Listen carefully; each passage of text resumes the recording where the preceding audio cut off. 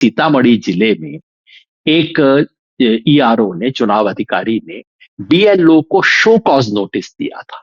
Show cause notice क्यों दिया उसने था? आधार क्यों एक्सेप्ट कर लिया? हाँ, क्योंकि उन्होंने आधार के बेसिस आधार एक्सेप्ट करके अपलोड कर दिया था। तो उन्होंने शो कॉज नोटिस दिया कि आपने इन 11 दस्तावेजों के बाहर कोई दस्तावेज क्यों एक्सेप्ट किया, आप इसका कारण बताओ। नोटिस आ गया। तो हमारे पास एक कागजी प्रमाण आ गया उस सच्चाई को जाहिर करने के लिए जो कि जमीन पे थी।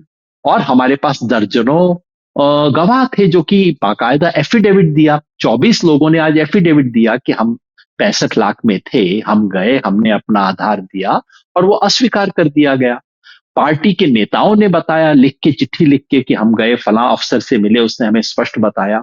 और दो बीएलओ बिहार में, मधेपुरा जिले के, जिन्होंने बाकायदा लिख के दिया, वीडियो पे बताया कि देखिए हमें इंस्ट्रक्शन है, केवल आधार यदि आप लेके आएंगे तो हम आपका नहीं एक्सेप्ट करेंगे।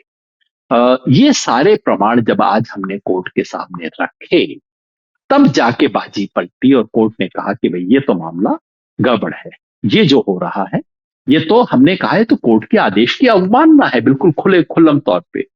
और ये कहा कि हुजूर अब इशारे से काम नहीं चलेगा, ये आपका सुझाव नहीं मानते, ये आपका इशारा नहीं मानते, जब तक आप ब्लैक एंड व्हाइट में ऑर्डर नहीं देंगे तब तक ये चुनाव आयोग की टेढ़ी दुम जो है, टेढ़ी की टेढ़ी रहेगी। आप 10 साल नली में रख लीजिए, उसके बाद टेढ़ी ही निकलेगी। ये तो इनका ऐसा रवैया है। तो इसलिए अंत में, और आज कोर्ट में खूब ड्रामा हुआ, चुनाव आयोग ने हर संभव कोशिश की कि साहब ये तो नहीं होना चाहिए। तो एक तरफ कहते हैं कि हमें आधार से कोई समस्या नहीं, तो जज साहब ने कहा अच्छा आपको समस्या नहीं है तो फिर हम इसे शामिल कर देते हैं ना, 12वां दस्तावेज। 12वें नहीं नहीं डॉक्यूमेंट नहीं में नहीं नहीं, जस्टिस आप ये सूर्यकांत ने मत कहा कि कहिएगा। शामिल करने में क्या दिक्कत है 12वें क्या डॉक्यूमेंट? दिक्कत?